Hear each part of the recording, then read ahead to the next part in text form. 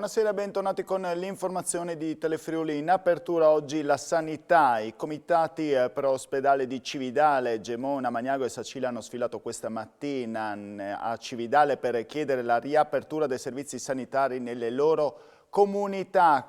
Vediamo il servizio a cura di Lorenzo Pausa. Riaprire i servizi sanitari soppressi negli ospedali minori. A chiederlo sono i manifestanti scesi in piazza a Cividale per il sit-in organizzato dal comitato locale Io Voglio l'Ospedale. Un centinaio, nonostante la pioggia, hanno sfilato dal piazzale del nosocomio al centro cittadino. Presenti anche le rappresentanze per ospedale di Gemona, Magnago e Sacile, l'Associazione per i diritti del malato di Udine e alcune sigle sindacali. Chiediamo la riapertura a Cividale dei servizi soppressi, cioè la radiologia, il laboratorio analisi e il pronto soccorso. Lo vogliamo perché i cittadini, e Io Voglio l'Ospedale a Cividale, sono molto arrabbiati. Rivendichiamo la riapertura dei nostri piccoli ospedali al servizio del territorio e della sua gente. In questo modo daremo non solo un servizio alla nostra gente, ma riusciremo anche ad evitare ricoveri oppure affollamenti impropri nei grandi hub della regione, come abbiamo visto durante il Covid. Il nostro territorio montano è di oltre 1000 km², è un'area industrializzata, molto industrializzata, e quindi è importante avere questi servizi. Ci era stato promesso che Sacile sarebbe diventata il punto di riferimento per quanto riguarda la destra tagliamento per le cure riabilitative, però a distanza di vari anni di tutte queste promesse non ne abbiamo visto assolutamente nessuna realizzata. E nel frattempo la UIL LFP minaccia lo sciopero generale in caso di mancate risposte all'ospedale di Udine. Il perché? Perché c'è il personale in fuga e perché c'è un mancato indennizzo per gli straordinari. Sentiamo. Il malcontento regna sovrano tra i dipendenti. Le problematiche che toccano tutti i dipendenti vanno dalla mancata assegnazione delle fasce, ferme da 7 anni in questa azienda, l'unico caso in regione, che provocano una perdita media di 80 euro a dipendente. Proseguiamo con i pagamenti del 2021, pagamenti che a oggi dei quali non abbiamo contezza. Le RAR devono essere ancora discusse, parlando sempre del 2021. La campagna vaccinale non è che deve essere solo pagata, non sappiamo nemmeno le ore, e altre aziende, vedi Asugi, a oggi hanno già pagato tutti i dipendenti per la campagna del 2021. Per quel che riguarda il personale, un dato che dimostra la grave criticità in cui versa questa azienda è la perdita di organico.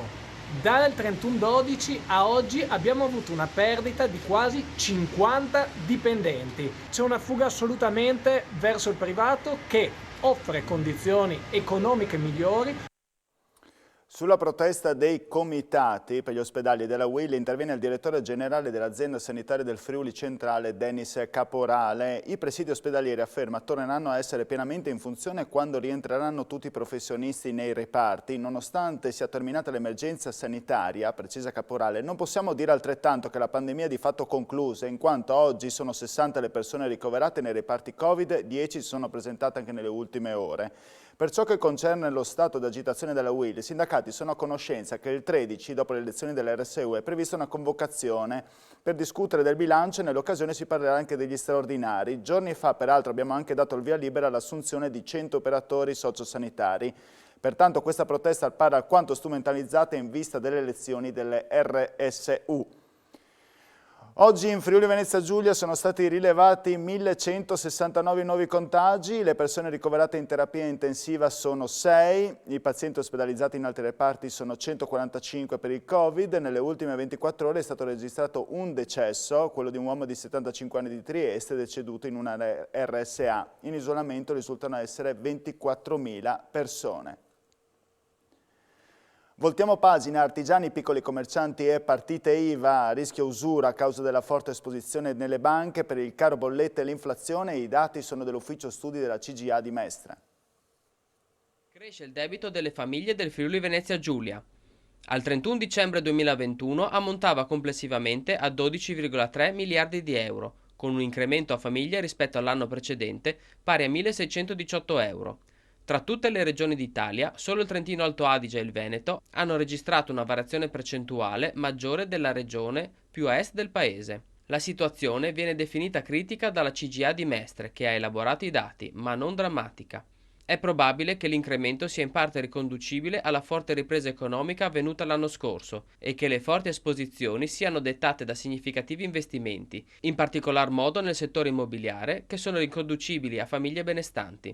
A preoccupare di più è l'aumento esponenziale dei prezzi, del caro carburante e delle bollette, che potrebbero spingere molti artigiani, piccoli commercianti e partita IVA al rischio usura. Ci preoccupa di più il diffondersi del rischio usura, che potrebbe colpire soprattutto artigiani e piccoli commercianti che ad esempio il caro bollette lo stanno pagando 2 volte. La prima come utenti domestici e la seconda come imprenditori per produrre all'interno delle proprie attività e per riscaldare e illuminare negozi e botteghe.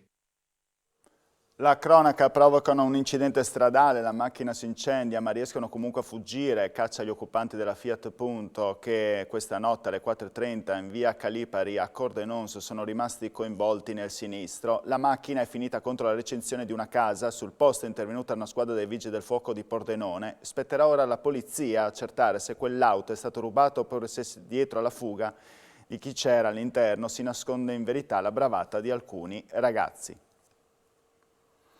49.800 euro è la cifra che serve per il 9 maggio prossimo per coprire i costi dell'intervento al quale quel giorno a Cipro si sottoporrà la friulana 22enne Sofia Pellegrini di San Marco di Mereto di Tomba, affetta da cisti di Tarlov, una patologia devastante che si è concentrata sulla colonna vertebrale in zona lombosacrale.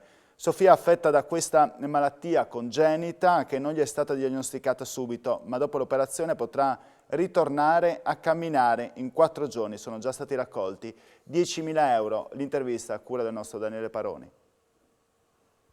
Ha un problema, quale? Ho una malattia rara che si chiama ciste di Tarlov, è una malattia che viene alla spina dorsale, in particolare dentro la spina dorsale. Io ne ho 3, una di 17 cm per diametro 10 e 2 più piccole. Le ciste di Tarlov in norma sono molto molto piccole, la mia invece è molto gigante e mi dà diversi problemi, molto dolore a tutta la schiena e in particolare alla parte sinistra del corpo, perché ovviamente la mia cisti, quella grande, poggia più che altro sulla parte sinistra del corpo, schiacciando e strecciando tutti i nervi che ovviamente creano molto dolore, mi provocano diversi dolori, crampi fondamentalmente molto forti. Il problema persiste da quando? Da quando sono nata, solo che fino al 2014 nessun dottore me l'ha mai diagnosticato perché nessuno aveva mai pensato di farmi fare una risonanza alla schiena. E cosa dicevano all'epoca? Fondamentalmente che facevo finta di stare male perché non volevo andare a scuola. E non era così evidentemente. Ovviamente no. E tu probabilmente l'8 o 9 maggio sarai a Cipro a fare che cosa? Sarò a Cipro a sottopormi a un intervento, in particolare dal dottor Frank Feigenbaum, che è l'esperto mondiale delle cisti di Tarlov. È molto sicuro di poter risolvere la mia condizione. Senti, l'intervento durerà quanto? Penso dalle 3 alle 4 ore, il dottore non mi ha dato una specifica su quanto perché è un intervento molto delicato in quanto la mia cisti mi sta corrodendo anche l'osso sacro e l'ultima vertebra, per cui all'interno sempre dell'intervento di asportazione ed aspirazione delle 3 cisti di Tarlov il dottore mi ricostruirà anche l'ultima vertebra e l'osso sacro. Quanto serve? 49.900 euro. Oggi era la giornata per sensibilizzare sul problema dell'autismo ed è stata inaugurata una mostra, possiamo proprio dirlo, speciale. Vediamo. Quadri, mosaici, installazioni tessili che raccontano il mondo visto con gli occhi di chi convive con l'autismo. Così, al Terminal Nord si è voluto celebrare la giornata dell'autismo, inaugurando la mostra Fuori dal blu, a cura dell'atelier d'arte No Way. Qui gli artisti, adolescenti e adulti, affetti da questo disturbo, hanno voluto esprimere i propri talenti nascosti mandando un messaggio all'intera platea. Qui state vedendo una rivoluzione elementare, una rivoluzione di un nuovo umanesimo dei servizi socioassistenziali, qualche cosa che è sperimentale, ma che sarà il futuro. Ad appoggiare l'iniziativa la Regione, col vicepresidente Riccardi, che si è soffermato sul principio della sussidiarietà. Ecco, questo significa ribaltare questo concetto, non fermarlo ai 5 metri quadri, ai 10 minuti, ma costruire risposte dove dentro ci siano queste cose e soprattutto ci siano altri aspetti che soltanto il sistema della sussidiarietà può garantire. E lo può garantire se le istituzioni si mettono a disposizione e sostengono questo tipo di attività. A portare un saluto in collegamento telefonico durante l'inaugurazione anche l'artista Mauro Corona. Bisogna, come diceva padre Giurotto, dare una mano agli ultimi, agli abbandonati, ai messi da parte, ai margini, alle pietre di scampo della Chiesa. Questo è il dovere della politica, ma anche di tutti noi. La crisi umanitaria generata dal conflitto tra Ucraina e Russia sta facendo riflettere sull'importanza dell'affido, un istituto giuridico però ancora poco conosciuto. Se ne è parlato questa mattina a Pordenone. L'affido, una scelta d'amore, e questo è il tema di cui si è discusso oggi a Pordenone e che, vista la crisi umanitaria scatenata dal conflitto tra Ucraina e Russia, assume un'importanza rilevante. L'istituto giuridico si basa su un provvedimento temporaneo che si rivolge a bambini e ragazzi fino ai 18 anni che si trovano in situazioni di instabilità familiare. Noi come Lions abbiamo l'obbligo e l'impegno del territorio di informare la gente su quello che è l'affido, un argomento importantissimo, forse non tanto conosciuto, che ha bisogno di essere sviluppato non solo da un punto di vista normativo, ma anche di quelle che possono essere gli operatori e le istituzioni che collaborano sul territorio. I Lion hanno deciso quindi di informare la cittadinanza e le persone su quello che è l'affido, perché ci si avvicini di più a questo istituto giuridico così importante, soprattutto in questo momento storico, in modo drammatico. Caterina Settin è un genitore affidatario.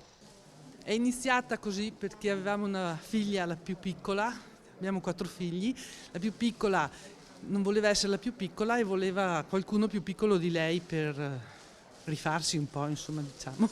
Abbiamo avuto un affido dopo pochi mesi, subito. È arrivato un ragazzo albanese, un minore non accompagnato, e che è rimasto con noi 18 anni. Parliamo di sport, che domani sfida il Cagliari in una sfida a salvezza e nel frattempo la salvezza ormai l'ha persa, il Pordenone. Sentiamo i due mister. Cagliari è una squadra che ha ritrovato energia e vitalità fisica, abbinata a un buon equilibrio. Non so se sarà una partita bloccata. Sono certo che il Cagliari verrà a Udine agguerrito, molto agguerrito, e sono altrettanto certo che troverà un udinese pronto a dargli il pane per i loro denti. È chiaro che dispiace perché sinceramente facciamo prestazioni ma ne raccogliamo poco e questo è un rammarico incredibile e quindi a me dà un enorme dispiacere per i ragazzi, per la proprietà, la società e tutti. Evidentemente ancora non riusciamo a raccogliere quello che seminiamo e questo chiaramente mi dà tristezza. Per la cronaca il Pordenone ha perso 1-0 contro l'Ascoli. Bene, questa era l'ultima notizia, vi ringrazio per la vostra cortese e fedele attenzione e vi auguro buona serata a tutti, arrivederci.